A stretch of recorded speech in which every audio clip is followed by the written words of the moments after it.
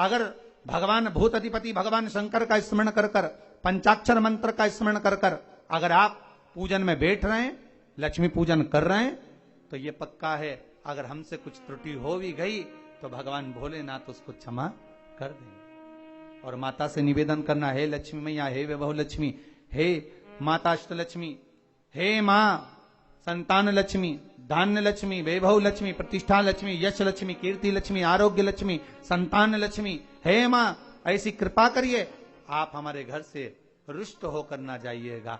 ये घर, ये परिवार, ये सब आपका है, सब आपका है, ये किसी दूसरे का नहीं। मां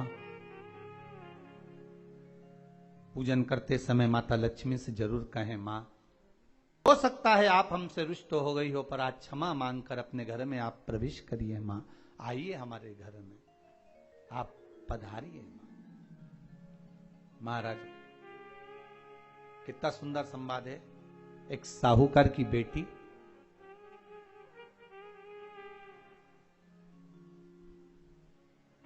साहूकार की पुत्री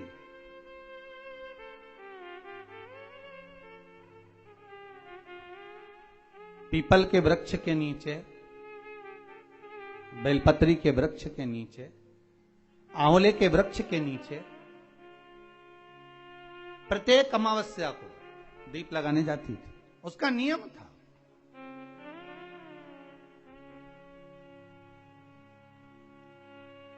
साहूकार की पुत्री प्रत्येक अमावस्या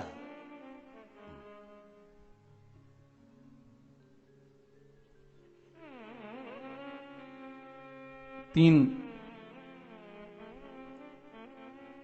दीप, एक बेलपत्री के नीचे, एक आंवले के नीचे, एक पीपल के नीचे लगाने जाते। महाराज आज नारायण ने कृपा कर दी। और क्या कृपा करी कि आज सरस्वती, पार्वती और लक्ष्मी तीनों इन वृक्षों के नीचे जाकर विराजमान हो गए। पार्वती मैया तो पहले से ही बेलपत्री के नीचे है,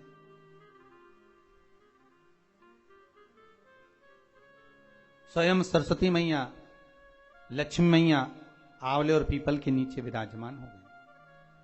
अब आज तीनों देवियों में बात हो रही है, आज तीनों देवियों में चर्चा हो रही है कि यदि आज अगर कोई दीप लगाने आया और पहला दीप जिसका लगेगा तो यह पक्का है कि मैं लक्ष्मी उसके घर में प्रवेश करूंगी।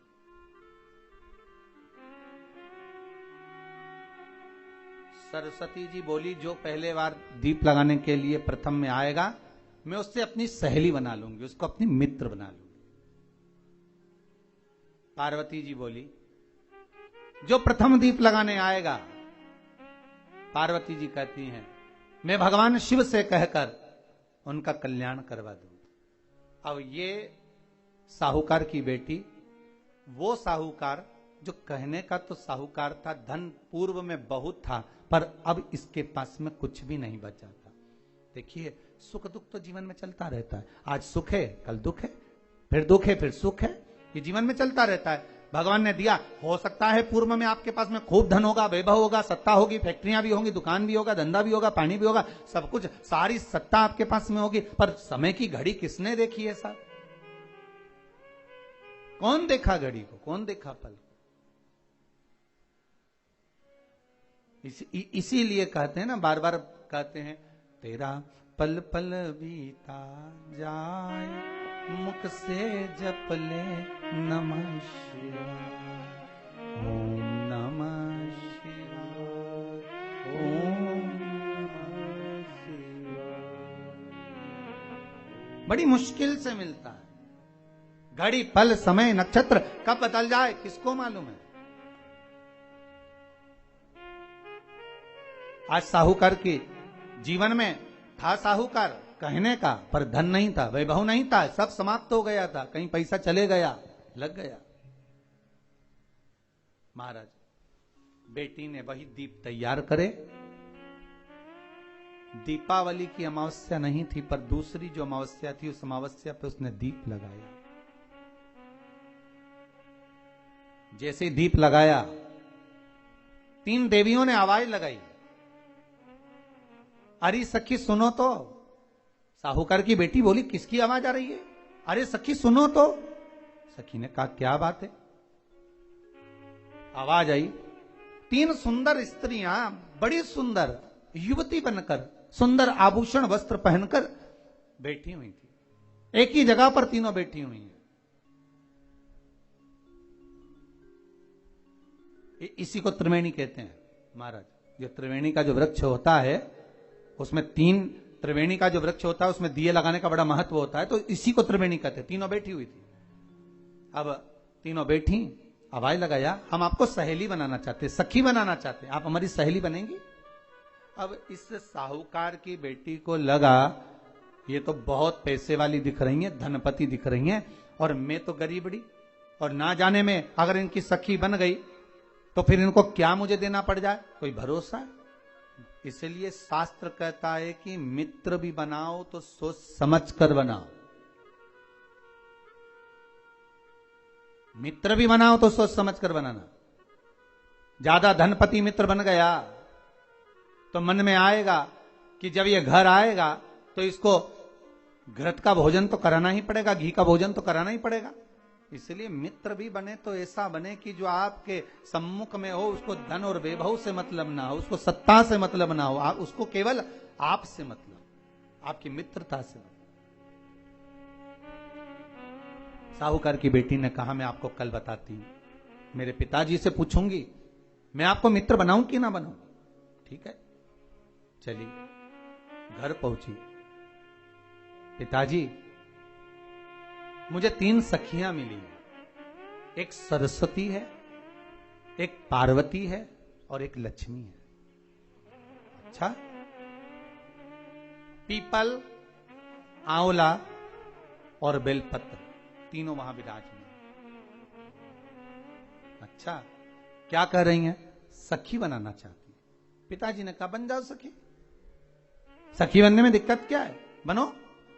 अब दूसरी अमावस्या पे जब वो गई और जाकर उसने कहा कि मैं आपकी सखी बन सकती हूं, तीनों प्रसन्न हो गई। तो उसमें से एक सखी माता लक्ष्मी ने कहा कि चलो आज तुम हमारे घर चलो, हम तुम्हारा सम्मान करना चाहते हैं।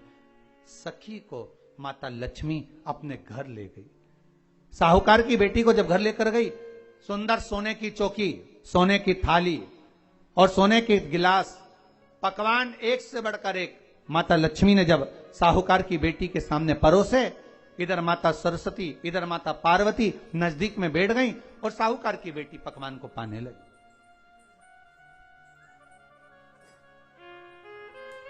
साहूकार की बेटी पकवानों को पा रही है, भोजन ग्रहण कर रही है। अब भोजन करने के बाद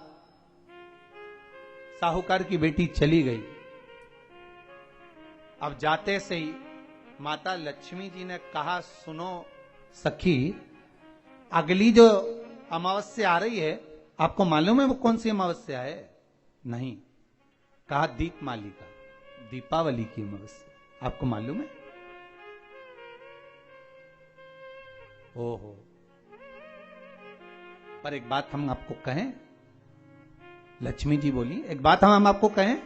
हाँ बोलिए। हम चाहते हैं इस अमावस्या को आप हमारे घर आई हो, अगली अमावस्या को हम आपके घर आना चाहते हैं, क्या आप हमें बुलाएंगी? सखी ने कहा, साहूकार की बेटी बोली, अगर आपका मन है आने का तो आप आओ, मना नहीं है। साहूकार की बेटी हूं मैं। लक्ष्मी जी ने मन में सोचा, ठीक है, तैयारी करो।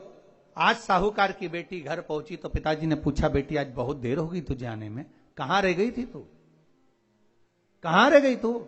बेटी कहती है, 3 सखियों के घर गई थी, आने में देरी हो गई, पर मेरी सहेली माता लक्ष्मी जी कह रही हैं कि अमावस्या के दिन मैं तुम्हारे घर में आऊंगी। तो पिताजी ने कहा, उसमें क्या दिक्कत है, तैयारी करो। तो पिताजी, घर में अपने खाने के लिए तो कुछ नहीं, तो माता लक्ष्मी को क्या खिलाएंगे? कई लोग कहते हैं कि दीपावली पे ना तो हमारे यहाँ घी है, ना हमारे यहाँ तेल है, ना हमारे यहाँ कपास है, ना हमारे यहाँ पर मिठाई बन रही है, ना हमारे यहाँ अच्छे वस्त्र हैं, हम क्या पहने माता लक्ष्मी को रिझाने के लिए?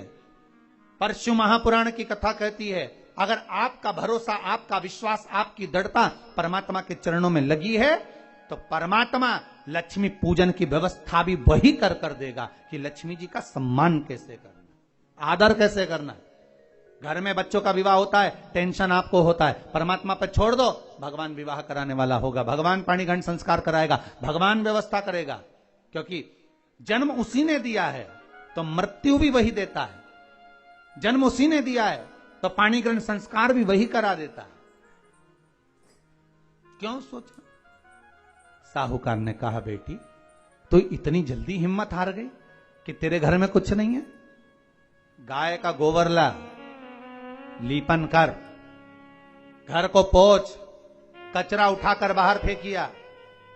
पिताजी घर में तो कचरा भी नहीं है कि जिसका प्रयोग करा जाए। कचरा उठाकर बाहर फेंकिया। चौक पूर, पिताजी चौक पूरने के लिए तो मेरे पास में कुछ है ही नहीं, जो दीवार पर पोत रही है वही मिट्टी को पोत दे। चौक पूर।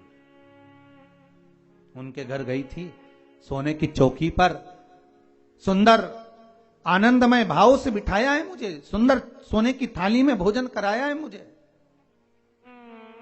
अब मैं क्या दूं? पिताजी कहते हैं, अगर लक्ष्मी आपकी सहेली अगर आ रही है, बड़ी धनपति है, तो व्यवस्था भी वही करेगी। अब लक्ष्मी तो जाने की तैयारी में, सरस्वती उनके साथ जाने की तैयारी में, पर माता पार्वती नहीं गई। माता पार्वती ने कहा, आज मैं नहीं जाऊंगी। क्यों? आज मुझे अमावस्या का दिन है ना, इसलिए बेलपत्री के पेड़ के नीचे मुझे रहना पड़ेगा। तो माता पार्वती बेलपत्र के पेड़ के नीचे रुक गई।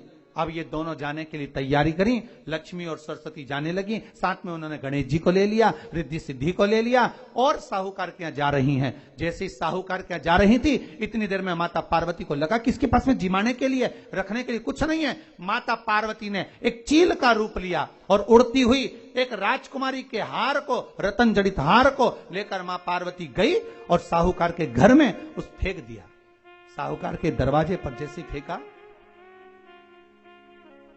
बेटी ने झाड़ू लगाते समय देखा कि कचरा, ये हार कहां से आ गया? पिताजी को दिखाया, अल्लाह मैं जाऊं, और साहूकार लेकर गया हार को। जो सेठ को दिखाया, महाराज ये हार तो करोड़ों का है, कोई साधारण नहीं। धन मिला तो सबसे पहले जाकर एक सुंदर चौरंग लाया, पाटा लाया, उस पाटे पर सुंदर वस्त्र बिछाया और माता लक्ष्मी के आदर की तैयारी के लिए सुंदर सुंदर घर में पकवान बनने लगे साहब। और सुंदर सुंदर पकवान बने। जैसे ही लक्ष्मी घर में प्रवेश करी, सरस्वती प्रवेश करी, गणेश प्रवेश करे, रिद्धि सिद्धि प्रवेश करी, लक्ष्मी जी ने पहला संबोधन कहा, क्यों सखी, तू तो कह रही थी कि मेरे पास में कुछ भी नहीं, फिर इतना सारा सामग्री कहां से आ गई? सखी कहती है, मेरे पिताजी कहते थे, जिसके मंदिर में दिया लगाया है, जिस वृक्ष के नीचे दिया लगा कर आई है, जहां जिस देवता को पूछ कर आई है, विपदा की घड़ी में वही देवता आकर खड़े होते हैं। ना जाने कहां से हार मिल गया, ना जाने कब प्रसाद बन गया। लक्ष्मी जी ने ध्यान लगाकर देखा कि पार्वती क्यों नहीं आई थी। समझ में आ गया कि एक सखी पूरी व्यवस्था करने में लग गई थी। ऐसी है मेरी मां लक्ष्मी, ऐसी है मां पार्वती, ऐसी है मां सरस्वती। उनकी आराधना 3 दिन से आप पाटा लगाकर पूजन कर रहे हो। आज भी दीपावली का पूजन भी आपको ऐसे ही करना है। जितना पूजन आप